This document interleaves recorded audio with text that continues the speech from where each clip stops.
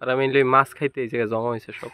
ওরে রে ওরে রে, এ ভাই ক্লিপ পাইছি ভাই পাই। বাংলাদেশের একমাত্র প্রাকৃতিক মৎস্য প্রজনন ক্ষেত্র এবং দক্ষিণ এশিয়ার অন্যতম মৎস্য প্রজনন ক্ষেত্র হালদা নদী। এই হালদা নদী অন্য একটা কারণেও বিখ্যাত, সেটা হলো এতে শুশুক মাছের আধিক্য।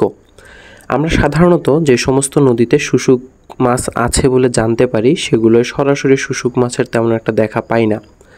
তবে এই হালদা নদীতে আমরা সরাসরি শুশুক মাছ দেখার অভিজ্ঞতা পেয়ে থাকি। এমনকি কিছু কিছু পয়েন্ট আছে যেই পয়েন্টগুলোতে গেলে সরাসরি আমরা এই শুশুক মাছের দেখা পাই। এমনই একটা পয়েন্টের নাম রামদাস মুন্সিরহাট খুম। সাধারণত গভীর যে জায়গাগুলো, নদী বা নদীর মোহনাগুলো, সেগুলোকে খুম হিসেবে পরিচিত চিটাগাংয়ে। তেমনই একটা খুমের নাম রামদাস মুন্সিরহাট খুম। এই খুমে সাধারণত ডলফিন মাছের সরাসরি দেখা পাওয়া যায়। এই খুমটিতে যাওয়ার জন্যে আমাদের মদনহাট বাজার হয়ে সেখান থেকে আমাদের মাদারসা স্কুলের পাশ দিয়ে একটি খেয়াঘাট পাওয়া যায় নদীর পাড়ে, সেই পর্যন্ত যেতে হবে। আমরা চিটাগাং শহরের যে কোনো জায়গা থেকে মদনহাট পর্যন্ত চলে আসব এবং মদনহাট থেকে আমরা রিজার্ভ সিএনজি পেয়ে যাব।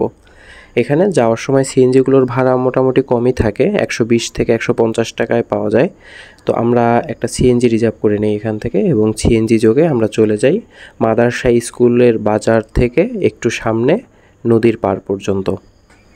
তবে এই জার্নিতে এই যে যাওয়ার পথটুকু আছে, এটা সাধারণত মদনহাট গ্রামের ভিতরের দিক থেকে যে রাস্তাটা, এটার দুই পাশের সিনারিও খুবই সুন্দর। যদি আমরা শীতকালে এখানে প্রবেশ করি তাহলে আমরা দুই পাশে বিস্তৃত সরিষা ক্ষেত দেখতে পাবো, যেটা বর্ষাকালে সাধারণত পাওয়া যায় না।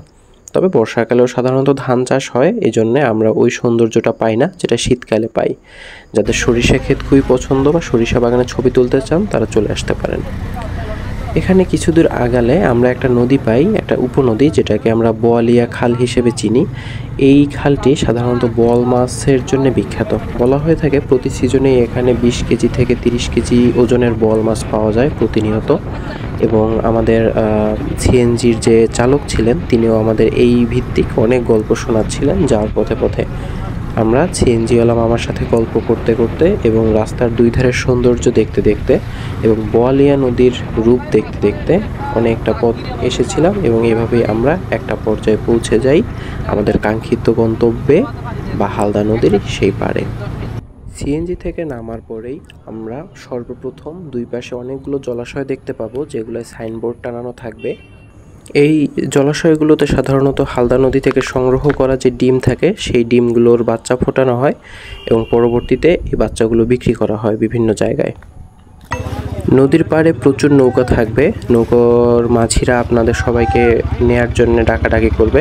তবে এই জায়গাটায় কোনো ফিক্সড ভাড়া নেই, যার কারণে আমাদের এখানে খুবই দামাদামি করে তারপরে নৌকাটি সিলেক্ট করতে হবে। সাধারণত এখানে 180 থেকে 200 টাকায় ঘন্টা হিসেবে নৌকো পাওয়া যায়। মামা 200 নেবেন? 200 শেষ কত?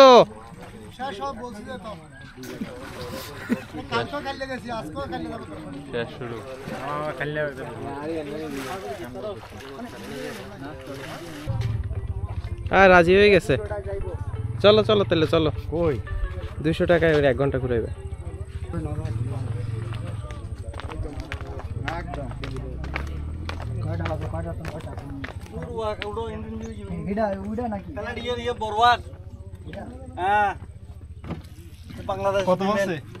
না ওই 200 তে রাজি হয়েছে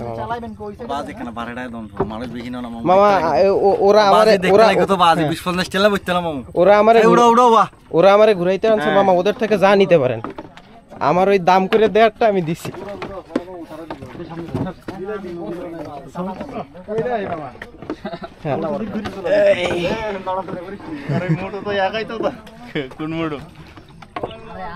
মোটু মাঝখানে বইস।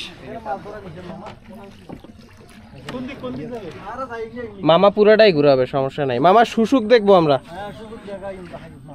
হ্যাঁ দেখাইও মামা। একটা নৌকার মধ্যে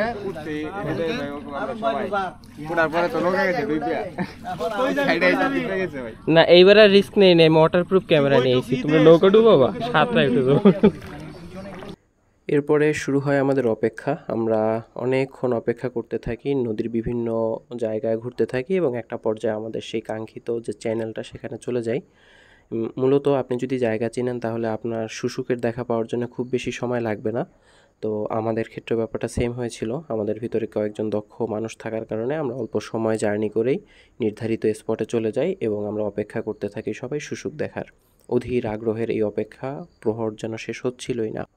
শুশুককে চোখের দেখা দেখলেও আমরা কেউ আমাদের ক্যামেরায় বন্দি করতে পারছিলাম না, তাই আমাদের সবার ভিতরে প্রবল আগ্রহ ছিল কে কার আগে প্রথমে শুশুকের ছবি তুলতে পারে। বাংলাদেশে খুব অল্প কিছু জায়গায় শুশুক পাওয়া যায়, এর ভিতরেই একটা। সুন্দরবনে কিছু আছে, তাও তো মাইরে ফেলে। আগে আগে নদী অনেক নদী থাকতো, মাইরালা।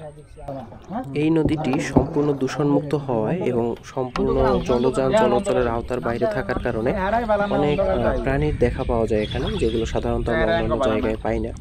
তো এই জন্য আমাদের একটু সাবধানে থাকতে হবে, কারণ সব রকম প্রাণী আসলে আমাদের জন্য সেফও না। কিছু কিছু প্রাণী আমাদের জন্য ক্ষতিকরও হতে পারে।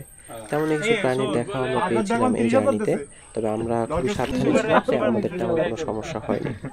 তা আমরা ঘুরতে ঘুরতে যেই পয়েন্টগুলো থেকে পানি নামে এবং সেখানে মাছ জমা হয় সাধারণত সেই জায়গাগুলো যাচ্ছিলাম, কারণ সেই জায়গাগুলোতে সাধারণত শুশুক আসে মাছ খাওয়ার উদ্দেশ্যে এবং সেখানে থাকার কারণে যেহেতু এরা বাতাস থেকে শ্বাস নেয়, তার ফলে এরা একটু পরপর পানির উপরে চলে আসতে থাকে।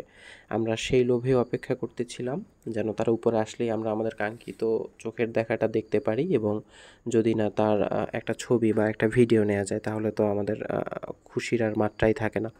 তো এরকম অপেক্ষা করতে করতে আমরা চোখের দেখা যথেষ্টই পেয়েছিলাম, তবে ছবি তোলা বা ভিডিও করার জন্য তেমন খুব একটা সুযোগ পাইনি।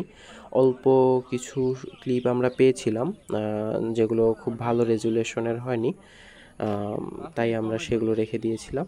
এরপরে আমরা পাড়ে চলে আসি। এখানে খুবই বিখ্যাত একটা পেঁয়াজু পাওয়া যায়। এই পেঁয়াজুটা সাধারণত আমরা যারা পতেঙ্গাতে একটা পেঁয়াজু পাওয়া যায় যেটা খুবই বিখ্যাত, যেটা ঢাকাতেও অনেকগুলো দোকানে এখন আছে, সেইটার মতোই টেস্ট। এবং এখানে খুব সুন্দর একটা লেবু চাও পাওয়া যায়। আমরা এখানের পেঁয়াজু এবং লেবু চা দুইটাই টেস্ট করেছিলাম।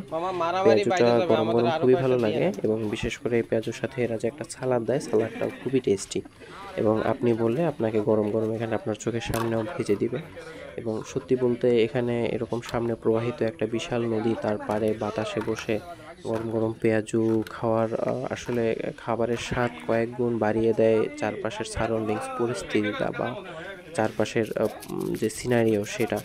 এবং এর পাশাপাশি আমাদের যথেষ্ট খিদাও লেগেছিল। আমরা প্রায় সেই বিকেল 4টা থেকে নদীতে ছিলাম শুশুক দেখার উদ্দেশ্যে এবং এর রূপ এতই সুন্দর ছিল যে আমরা কখন যে সন্ধ্যা হয়ে গেছে আমরা সময় পাইনি, টেরই পাইনি ব্যাপারটি বোঝার।